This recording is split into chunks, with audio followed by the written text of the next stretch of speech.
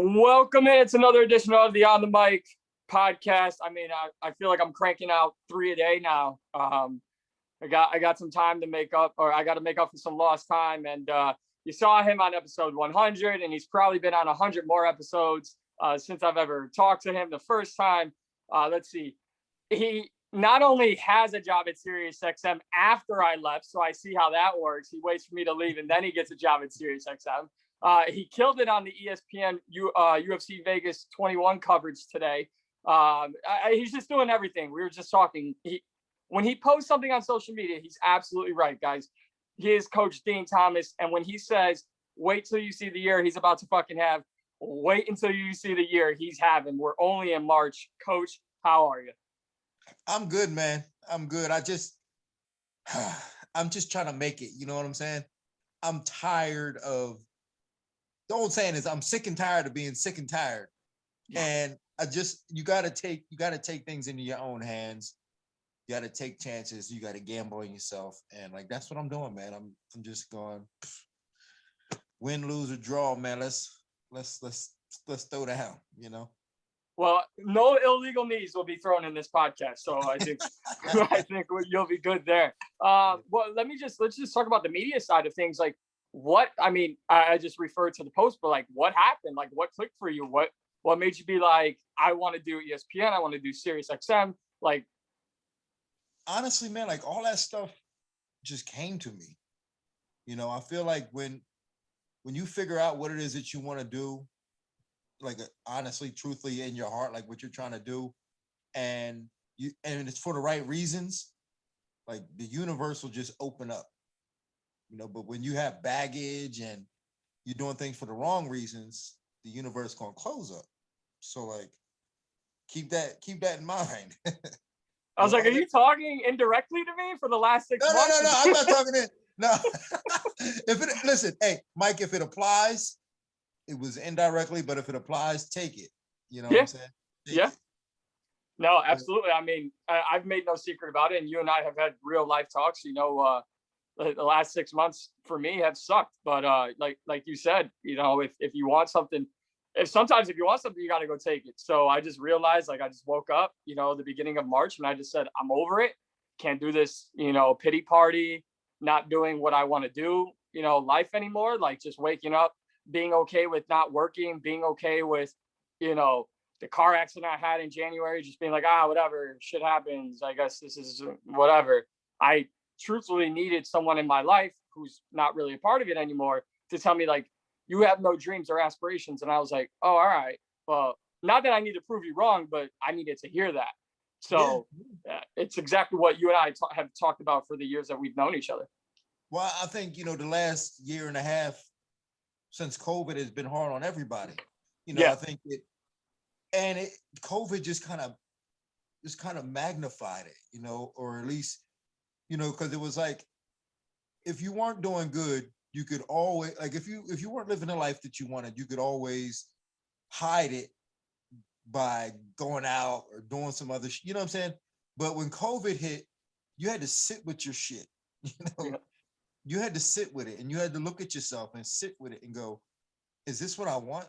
And for some people, it may have hit them harder than others. For me, I felt like it was eye-opening. I mean, COVID really didn't affect me all that much, other than the fact that it allowed me time to find out what it is that I wanted to do and who I was. You know, I wasn't mad at, you know, no toilet paper and all that. I was just like, I mean, it really, like, you know, since COVID hit, like, everything in my life just changed, like, for the better. And for some people it got worse, but for me, it was like, I had to really look at myself and sit with the shit that I was dealing with and go, how can I make this better? And when you change one part of your life to make that better for the right reasons, everything else just changes. Yep. I think my perspective, not that my perspective matters, but, you know, just like when COVID hit, I think everybody was like, to be around for a couple of months. And here we are a year later. And I think from my perspective, it's just like how everyone's anticipating, like, oh, we can't wait for the world to come back to normal. We can't wait for COVID to be over. Like, I'm one of the people that you're referring to. I had to sit with my shit. And just how people were like, I can't wait for COVID to be over. Like, it's eventually going to be over, just like sitting with your shit is going to be over. And I think it's just person by person basis. Like, you either decide, like, a friend of yours, Joe Rogan, said on his podcast a long time ago, you just wake up and decide, like, I no longer want to live this life anymore. Not in a bad way, just I don't want to sit with my shit anymore. And you just change it. Like, that's it. Like, that's all you literally have to do. And, it sucks that I went from August to March with that sitting problem, but I know I'm not alone.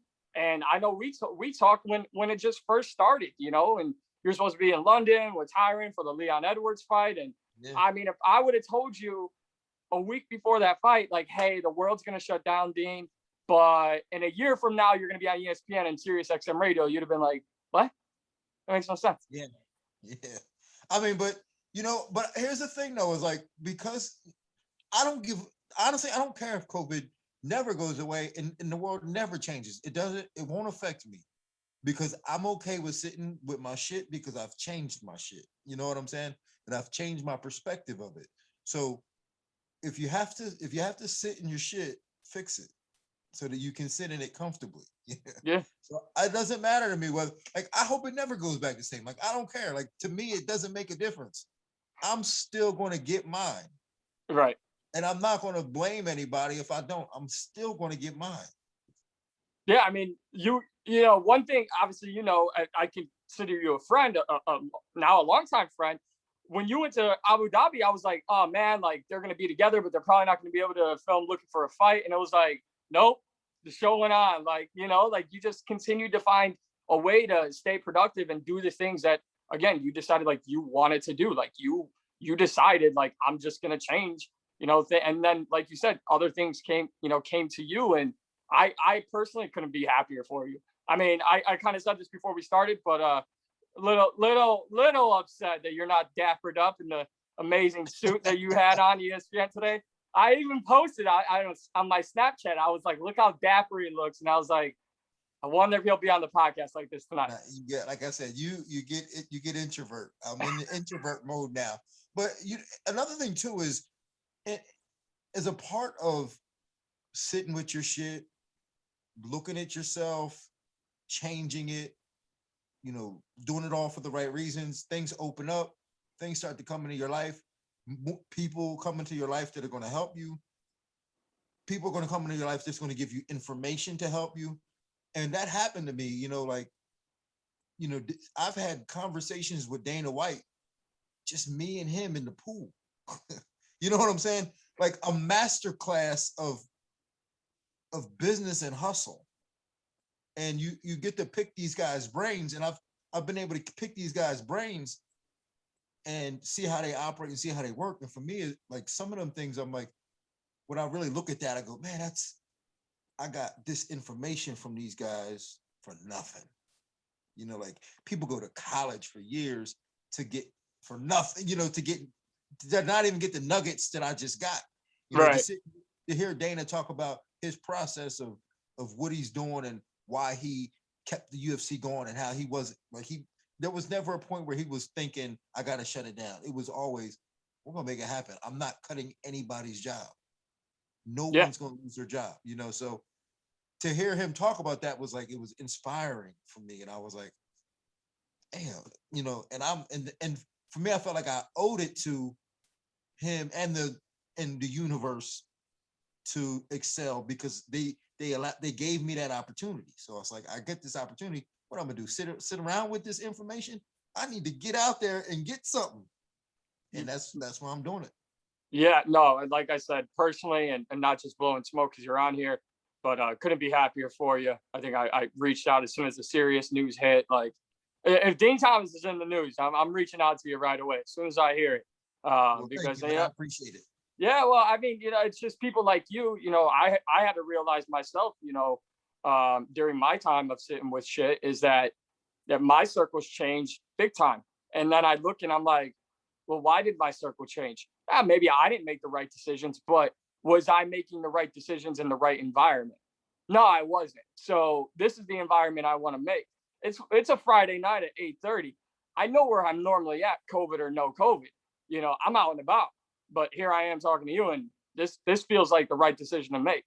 So Yeah. I'm hearing from people over the last week and a half that I haven't heard from in months.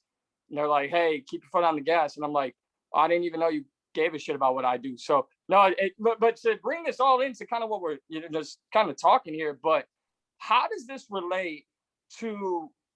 And I know you work with fighters, but how does this relate to a fighter? If you were still currently competing, because fighters not only have to grow in the gym, but they have to grow as people. And when you can't always get to the gym, or your schedule changes now because classes are changed or gyms are shut down, like how do you feel like this has changed fighters? Well, one thing I know is that um, fighting is just an extension of their life. It's a reflection and an extension of their life. And if their life isn't doing well, they're not going to fight well, which makes picking fights very difficult sometimes because you don't know what's going on in a fighter's life. Like you kind of wish you had some insight to that before you pick fights and make bets because if they're no matter how good a fighter is, if they got a lot of shit going on in their life, they're not going to fight well because again, it's a reflection. So this is relevant in terms of that, and which is one of the reasons why I condensed and consolidated my training environment with people was so that I know what's going on in the lives of my fighters, man. And when they're not doing good, we rally behind and help them do better. And if we're all doing good, and again for the right reasons, if we're all doing good, then we're going to find the success that we need. So we're just there to support each other and be a network of support for each other so that we can live better lives because with better lives, better training, better performances, better lives. So it's a circle. It's a circle. So, and it's all connected. And when something's missing in that connection, boom, out the window. So it's important that you make sure that you keep everything in your circle in terms of the way it revolves, in what you're doing, you keep it connected and keep it positive. Yeah, positive and productive. That's absolutely. I couldn't agree more. Let's start with last weekend, three title fights. So I was thinking about this all day. Like I want to ask you, and I want to remove the friendship part of it, but I want to ask you. We'll start with the bantamweight title fight. I know your good friend Matt Serra kind of made some news last night about everything that happened with Aljamain Sterling, and to not per se take in Matt Serra and Aljo, just fighter and coach. I mean, I don't know the specifics, so I don't feel it's right to speak on it. But just using that as an example, um, do you feel like fighters need to have that conversation with their coach and vice versa, rather than leave one or the other out in the wind, wondering like, "Hey, I thought we were in this together," like, and then right before your title fight, I'm not in your corner. Like, I don't get that. What? Yeah, it's a real tough conversation, honestly. Like it's a real tough thing. And it's obviously case by case situation. You would think that I mean, it was heartbreaking to hear Matt say those things because I know how much Matt likes Aljamain and I don't think Aljamain did it intentionally. It just probably slipped his mind to be like, oh man, I'm not gonna have Matt here. Because for Aljo, it was probably like, I haven't really worked with Matt that much. I've been in Vegas. I need to have these guys, whatever the case may be, these guys have to come. So I mean, his mind was and in the right place. Aljo's mind was in the right place, selfishly thinking about him and winning that title. And that's where it needed to be. But at the same time, it's not wrong for Matt to feel the way he felt because, you know, I, I bet Matt probably barely ever charged Aljo any money to train. You know what I'm saying? And that's not why Matt is in this game. He's not looking to make money off of Aljo. You know what I'm saying? I know Matt. That's not the type of character he is. Matt was just doing it. Matt does things to help people when he likes them. So it was probably like in Matt's mind, like a goal and a dream to be there when Aljo wins the belt. He got robbed of that. He got robbed of that. And he invested a lot of time in Aljo for no other reason than just to help Aljo, but he got robbed of that opportunity. And it sucks again because like nobody was really in the wrong. It was just a lack of communication because of the situation. And Aljo is probably, non-confrontational and didn't want to hurt Matt's feelings and be like, hey, man, probably didn't want to have that conversation with him because he didn't want to hurt Matt's feelings probably in the beginning. And then he would have felt sad and he would have felt like shit going into this fight. So he probably was just like, you know what? I'm just going to do this fight, win this belt, then bring it back. We'll talk. Yeah. It didn't work out that way, really, but who knows, man? Like it's a shitty thing, and I wish it wasn't so public. Right? Yeah. And honestly, the only reason I asked is because it's public now. That Yeah. And I know you have a now. It's already out there. Got to talk about it. Got to talk about it. Now you being a friend of Matt, but also being a coach yourself, like, do you want to see? I know Matt's like, I understand the hurt side of it.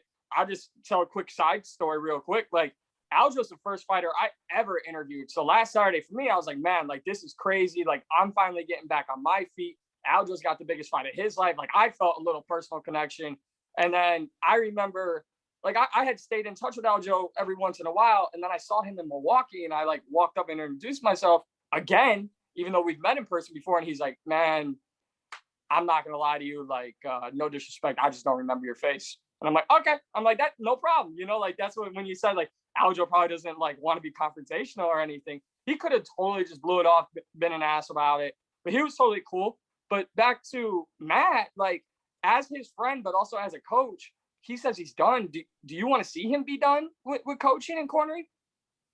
Well, I don't know to what extent he said he'd be done at. He said he would still help him. So that means he probably still train him, but he probably just want to remove himself from going to fights, and having that type of investment. What fighters don't understand sometimes is that I remind my guys sometimes, I'll be like, yo, and a buddy of mine, Glenn Mincer, said this to me once, and then I've never forgot it. But I spend more time with them than I do my own kid. Mm-hmm. And my kid sees that. And how do you think that makes him feel? Right. So I said, I got to remind them to remind myself that I'm like, I spend more time with you guys, helping you guys when you're, achieve your dreams and goals than I do raising my own kid. Yeah. So I got to get something out of this. You know what I'm saying? And it's not, for me, it's not the money. It's just, I want to help them build something. So that's why, like, I don't take no shit from the guys I train. Taking no shit from them for that same reason. Because I'm like, yo, we in this together. You're not going to make me suffer. I'm never going to suffer. That was part of the reason why I got out of Top Team. Because I'm dealing with guys I don't want to deal with. I'm not going to suffer and work with guys I don't want to work with. Again, spending more time with them than I do my own kid. Never going to happen. No, it makes complete sense. And like you said, I'm right there with you. I mean, obviously we're not always, like, none of us are going to know except Aljo and Matt, everything that transpired and what led to it, and the awkward thing for me is, I've got the utmost respect for Eric Nixick, who's going to be on this podcast within the next week. And like, that's not something I want to bring up to him because that's not his fault. Aljo made the decision to train in Vegas because that's where his fight was going to be, so it's just like you said, once it gets public, it kind of gets ugly for all sides and uncomfortable for all sides. Well, you have to bring it up to him too. I mean, it's public already, but he's a great interview, by the way. I love him. I love him. You'll have a good time with him. Yeah. No, that'll be fun. But so in the fight, obviously we had the piece where and I gotta say, I again feel like I'm blowing smoke, but I love what you had to say about the actual fight and all the, for lack of a better term, bullshit that Aljamain Sterling is taking for, being like winning the belt via disqualification. You basically said it. Jan cheated. Piotr Jan cheated. He threw an illegal strike that he knew was illegal. And people are giving Aljo shit because he wailed around on the ground and they said he should be an actor after being a fighter. Like, I don't get it. Yeah, man. I mean, it's pretty despicable. It's disgusting, actually. The treatment that Aljo has taken. Oh, he could have continued. Why should he have to continue? right? Like, why should he have to continue after you cheated? He shouldn't have to. That fight should have been waved off right then and there. You should have just, even if Aljo was fine, it should have been waved off right then and there. Like, why did, like, he intentionally tried to knock him out with the knee. Oh, but because he didn't, he should continue. Right. You tried to knock him out. You tried to hurt him with the knee. The offense you should be punished for the offense, not what the offense didn't do. Right. I mean, so I'll tell you. So I was obviously out at a bar watching it, and people are like, "Oh, it's bullshit. He shouldn't be losing the belt this way." Blah blah. I'm like, and I've had just a couple days of training with you. I've had some training here in Chicago, and I'm like, if I go outside right now and you sit in the same position that Aljamain Sterling is in, and I throw a knee just like he threw, you're not getting up. You're not getting up. I don't care what you say. You're not getting up, and I'm not even a fighter. So how are you to say a guy who, and I credit Ray Longo because he pointed this out, like, even if Aljo could have continued, he wasn't going to let him. And I want to throw this example. I don't know if you remember this fight, but when Gegard Mousasi fought Chris Weidman, again, another example for this team here, the Longo team, Mousasi threw the illegal knee. The doctor came in. The fight was in like April. The doctor came in and said, "Hey, Chris, you know what month it is?" And he said February. And they're like, "Oh," he goes, "Oh shit, wait, it's April." And they're like, "Nah, you answered the question wrong. Fight's over." And it's like, for Chris, he was like, "What? No, like, I can continue," which every fighter is going to say. But I agree with your now work colleague, Anthony Smith. Why was Aljo ever put in the position to make the call himself? That's not up to him to decide. I know. That's fucking crazy. That is absolutely crazy. And how dare Jan have the audacity to make fun of Aljo and be like, "Oh, you was playing, you was making," he's like, "You could have continued." Like, how dare you make that accusation after you kneed him in the face? Right. It wasn't like it was an accidental, like, in a weird scramble, a knee hit him in the face and he got hurt. It was blatant. I don't know, man. It's hard for me to even talk because I get upset to talk about that. Like, I be getting fired up. Well, that I want that, but let's say this. You mentioned it today on the ESPN broadcast. You had experience with that with Greg Hardy, right? Yes. Like, and I respect obviously you and Greg Hardy, but like Greg hasn't had an easy time sometimes. The inhaler problem, the illegal knee, like. So as a coach, when you're on the wrong side of that, like, how did you handle that? Is that a conversation where you go, "We can't do that"? Yeah, I knew right. Like when he did that, I was like, "Oh no!" I knew right away he was going to get disqualified. I mean, that's you. If you get disqualified, you lose, because that means you did something to win that was illegal. You lose. So I knew he was. As soon as it hit, I knew he was going to get disqualified. It wasn't a matter of, I know you tried to knock this guy out with a knee, but he seems okay now, so you can still fight. It shouldn't be whether he can fight or not after an illegal knee. The fight should be over. Right. I knew, and when Alan Crowder couldn't continue, I was like, "Greg, you deserve to be disqualified. You lost. You really got in the head with his down." So like, it doesn't matter if Aljo could have continued or not. But the thing is, what I'm pissed off about really was the fact that everybody, as soon as that happened, like all these fighters was dogging Greg. I remember looking back and they were going, "See, get out of the sport, blah, blah, blah, blah, blah." They were giving them the finger and everything. And fast forward, now it's like, now y'all dogging Aljo. The guy who took the knee. Right. The way you tell these stories, like the way you paint the narrative of these stories is ridiculous.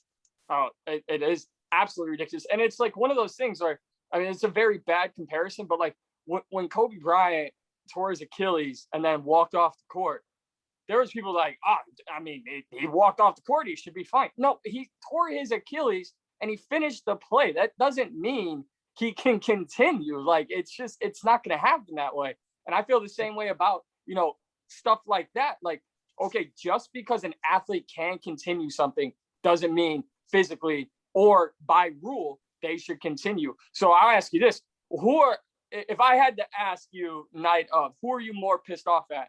referee Mark Smith, who was in charge of it, the the Nevada Athletic Commission, or Peter Yan? Who would you be most pissed at? I will be most pissed. I'm most pissed at Peter Yan, and not because he threw the knee, but because the way he handled throwing the knee. Mm-hmm. I'm not pissed at Mark Smith or any of them about it, because like those rules are so, so not very clear, right? Because Right. they don't really know. I mean, it's not something that happens all the time. So it's not like they have a lot of experience dealing with guys throwing knees in those positions, especially in big fights like that. So it's like, yeah, if it was two bums fighting, they probably would have just disqualified and it'd been over, and nobody would even thought about it. So it was good that it happened at this level. But so the rules are very ambiguous to that. But Peter Yan's handling of it was petty and it was weak. He, instead of just being like, man, I'm sorry, you're right, I need you when you were down, have the belt, but right. fight me for it. But you know that we got unfinished business, fight me for it. That's what he should have said. I'm sorry, fight me for it, my bad. But he said, man, you were acting, you were faking, you could have continued. What the fuck are you talking about? But isn't there a little precedent though? Because we just had this a couple of years ago with Anthony Smith and John Jones, and people saw like Anthony just being like, and everyone's screaming like, Anthony, you could have knocked off John Jones and we could have labeled him a cheat again and blah, blah, blah. And Anthony's like, yeah, I didn't want to win the belt that way. So do you think that kind of, in hindsight being 2020, do you think that kind of hurt the Aljamain Sterling case where people are like, it just happened not that long ago and the other guy didn't take the belt? No, because Anthony Smith and Aljamain Sterling are not the same people. And that knee is not the same knee. It doesn't matter. It doesn't matter. Like Anthony Smith probably should have been like, yo, I'm too hurt, I don't want to fight. He probably should have. Right. I wouldn't have blamed him, but again, that should not be up to the fighter. When does the fighter get to make the rules? Why does a fighter get to make those decisions? Yeah. So it shouldn't be up to the fighter. So but Anthony Smith, again, honorable gesture. What he did was noble. Yeah. I want to continue. Of course he's supposed to. He's not a bitch. Like, he trained hard. He's not a bitch. But he should never be put in that position to make that decision. It's not, that decision should not be up to him. And that's what I loved about him coming out this week to James Lynch. He was like, MMA refs got to get it together. And it's like, listen, you guys are trying to use Anthony Smith as the example as why Aljo shouldn't have taken the belt. But he's telling you that all in all, the referees are in the wrong here. And like, you know what I mean? So it's just, I get as fired up as you do about it. But the crazier thing to me, outside of all of that, the Matt Serra, Aljo situation, the illegal knee, the craziest thing for me last Saturday, we'll get into it in the main event talk, the judging last weekend was horrible. I'm sorry. It was horrible. Somebody had Aljo up in that fight by a round. Like, it blows my mind. And Jan was up one round. So let's say they say, okay, Aljo can continue. He was not, very unlikely he was going to win that round, but they take a point away. So 9-9. And then I don't know how a possibly slightly concussed, gassed out Aljo comes out in round 5. Maybe he gets a boost of adrenaline because he's pissed he took that illegal knee. We don't know. So maybe we're looking at a draw. Maybe we're looking at Jan, and then we're praising Aljo for being so tough and warrior. And we're back in the BC times. But the judging was so bad last weekend. Did that stand out to you last weekend? Not really. I mean, I didn't even know that, like, MMA judging is so bad, I don't even really pay attention to it no more. I really don't. I don't pay attention to it no more. I just accept it for what it is nowadays, man. I really don't pay attention to it. I fought that fight for years. Yep. So nowadays, I just accept it for what it is and be like, what? Like, the way I say it is, like, if you don't like totally dominate with a 10-7 round against an opponent, like, you just never know what you're gonna get. Anything is close, you never know what you're gonna get. Yeah, and like, I was out, so we'll get to the GOAT in a minute here. So I'll just jump ahead to the main event. all credit to Jan Blachowicz, not taking anything away from his performance. But, you know, in the area that I live in, there is a lot of Polish people. So when I go out, like, it was crazy Polish people out there. Like, I was like, damn, like, I better be quiet because I'm not trying to have vodka bottles thrown at me in the parking lot. Like, I was rooting for Izzy, and I had a friend, you know, going for Jan, and I'm like, you know, he's all in my face after the fight. I'm like, yo, I'll give you the win. But you can't sit here and look at the scorecard and tell me that's a 49, 46 or whatever, 49, 45. But you can't tell me that Jan had two 10-8 rounds. And Dana White said that after the event. He said, you know, they're gonna mess up somebody's life with these 10-8 rounds. And he said when he came into the sport, and I think this is why I'm asking you, because you can relate, a 10-8 is an ass whooping. And like Jan didn't whoop his ass. He beat him, but he didn't whoop his ass. Again, like it's unfair that so much is on the line based on that criteria and that judging. And you know, I mean, really, they're really going to ruin somebody's. I mean, they have ruined lives. Yep. You know, like it's not they're going to. They have. They're going to continue to ruin lives based on 10-9s, 10-8s, and it just being unfair until one, they just have to get better at it. Two, I believe it should be open. You know, it should be open.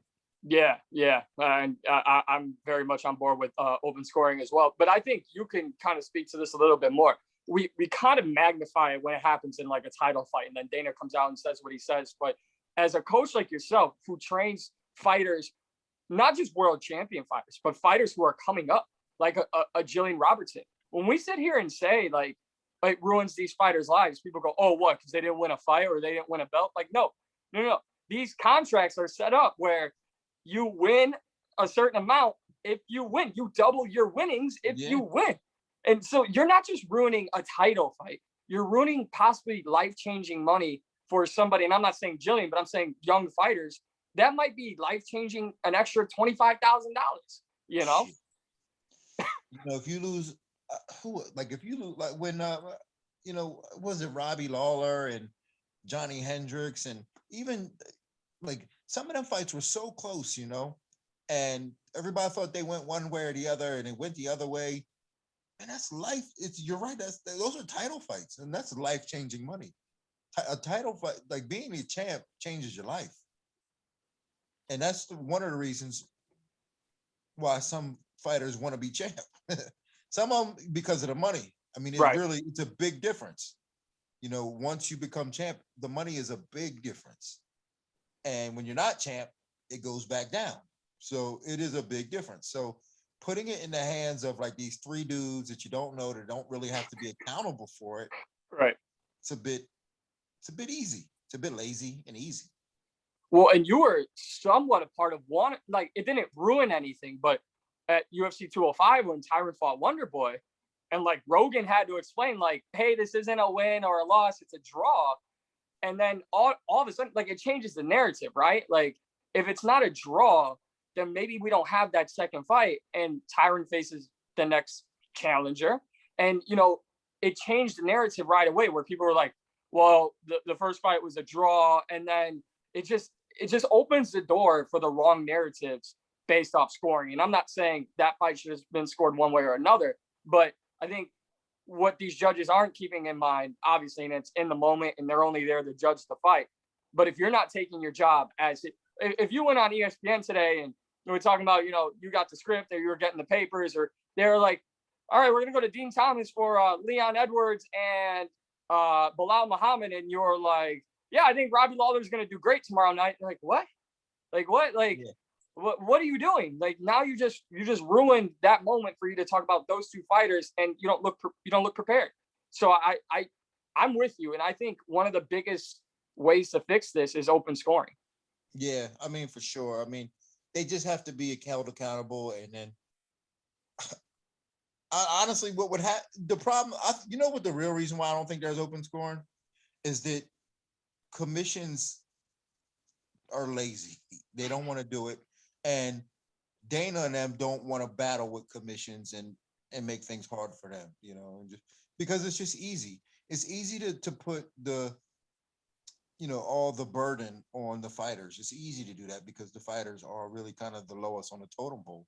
It's like the executives and all the big wigs, they got to get their cut first, and then the fighters get what's left. And then in terms of responsibility, the fighters, it's the fighters' responsibility to, oh, you don't like the judges, finish. Right. It's not the point, it's not the goddamn point. So I don't know, man. It's just lazy. It's just easy for them to just go, well, you should have finished, instead of going, we need to fix this system so that we could be a little bit more fair to these fighters. Maybe one day when fighters, I think what it's really going to take is for when fighters are making more money and more fighters are being affected by bad judging, then it's really going to be a problem. The more people that it affects, the more people speak up, the more Yeah. the more you have to look into change.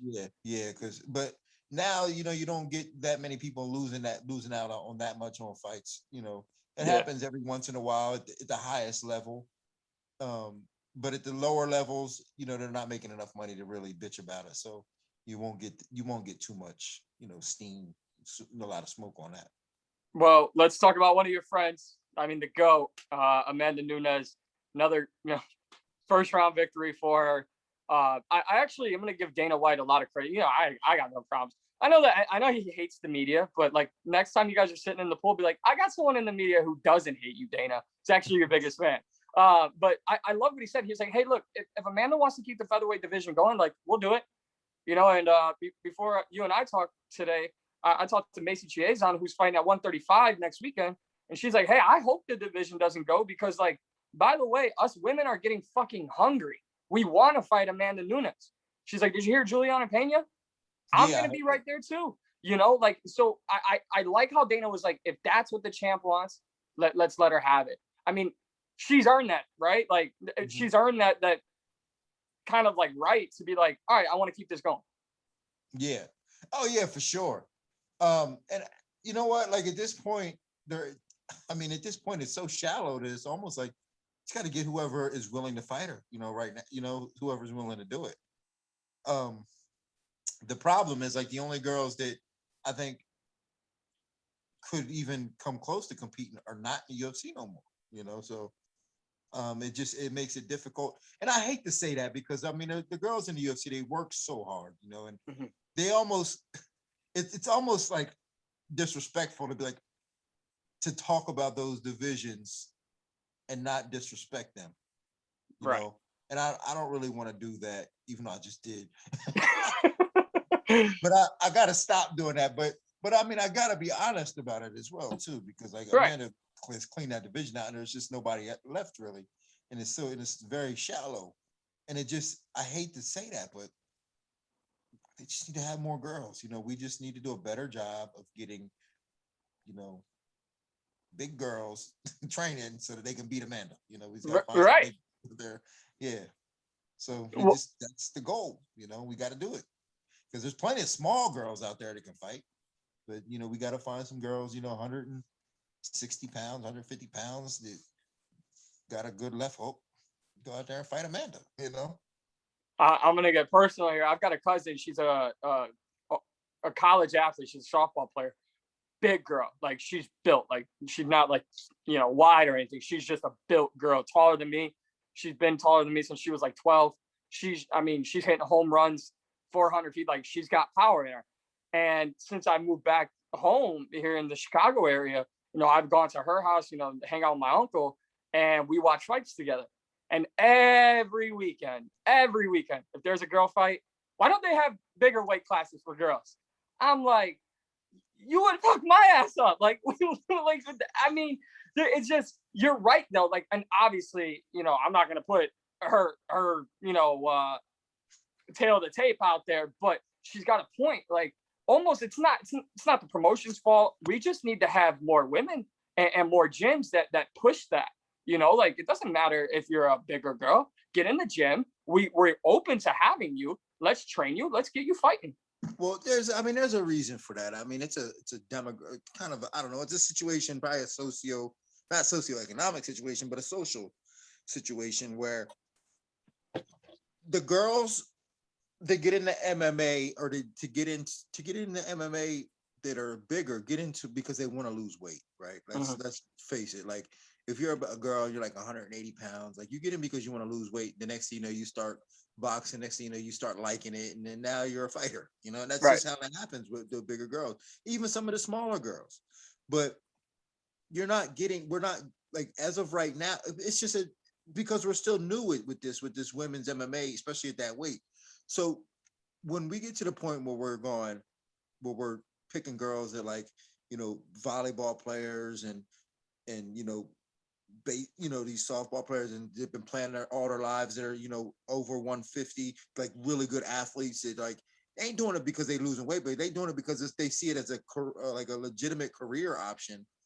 Then we're gonna get better girls at that weight. But for now, like we're just getting girls that are like that were shy and a little Yeah. overweight.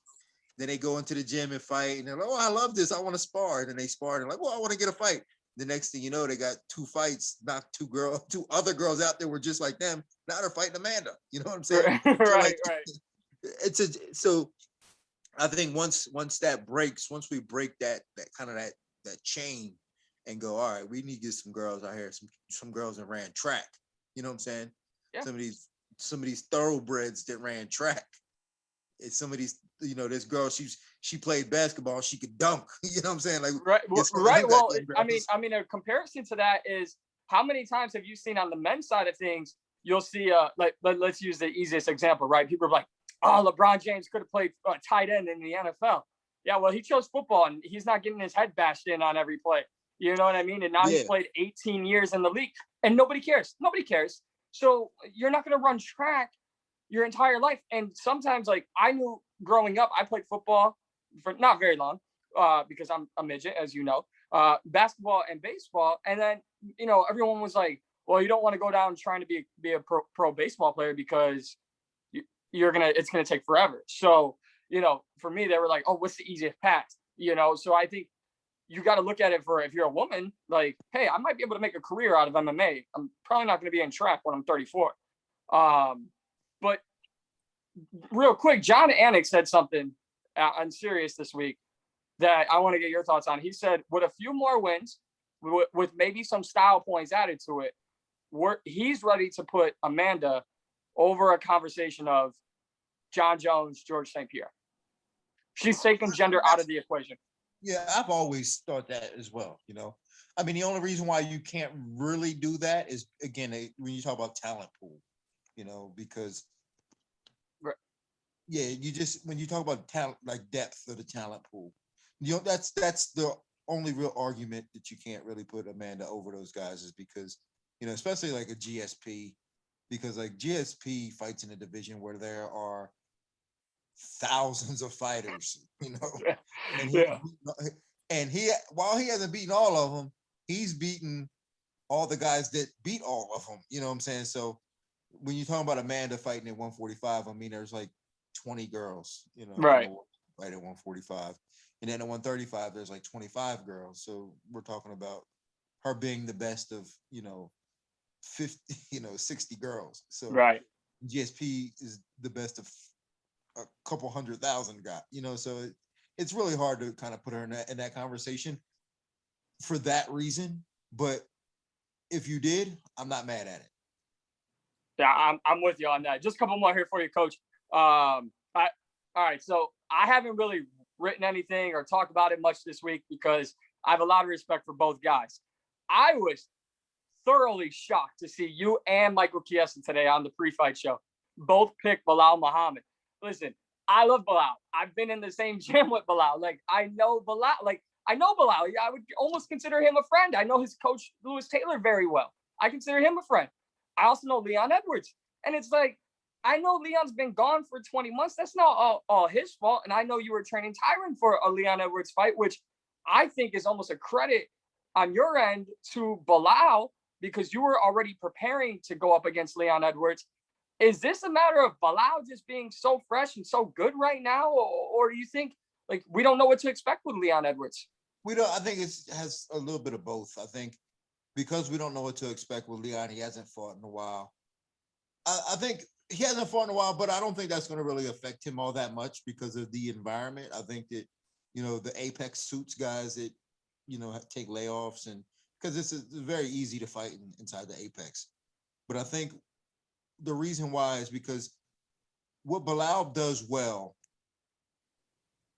is kind of Leon's kryptonite. But when Bilal starts to go forward and put pressure on you, I think he gives guys problems. He just really does. He's always in your face. And he knows he has to do that even extra on a guy like Leon. And Leon just doesn't fight that well going backwards.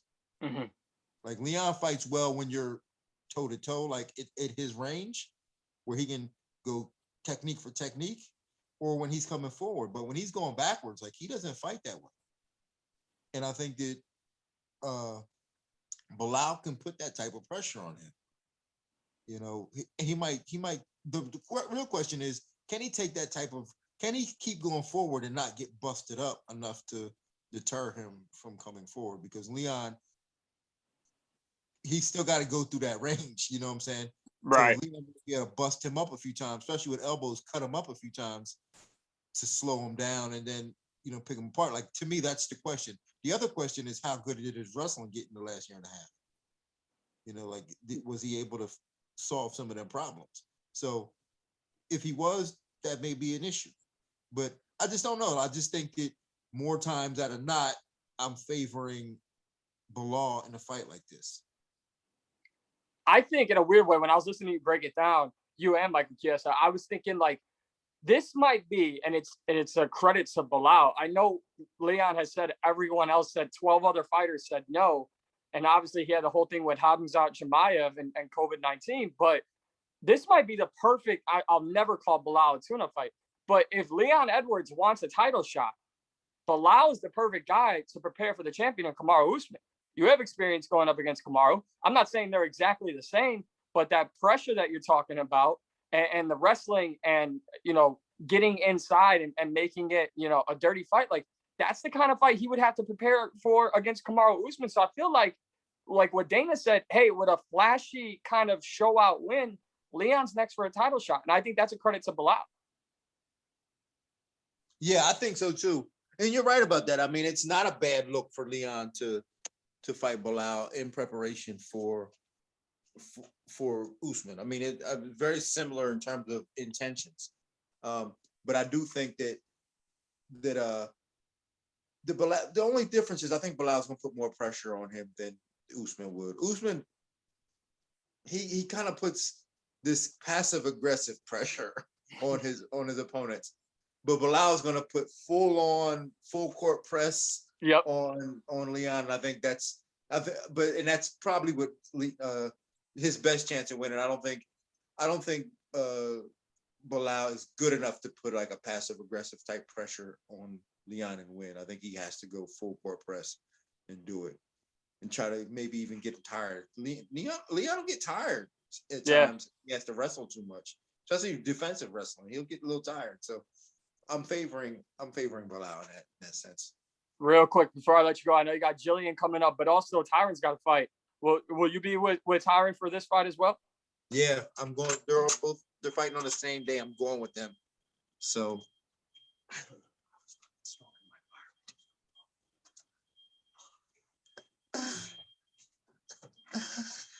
Michael Chiesa just let his fire alarm went off. That's amazing. I'm getting a whole bunch of firsts on this, but for a whole bunch of firsts on this. So that's what you're hearing. His alarm went off. But anyway, yeah, I'm going with them in a couple days. I'm going out to St. Louis next week to finish camp with Jillian, and then we're going. Gotta go down these steps. But listen, man, I gotta take off, man. I gotta catch my Uber outside. Yes, sir. Gotta get my food. All right, Coach, I appreciate it. Let's talk again soon. Congrats on everything, and really happy for you. ESPN, keep them serious, keep playing them, and everyone keep watching them. Coach, thank you so much for your time. I'll catch up with you.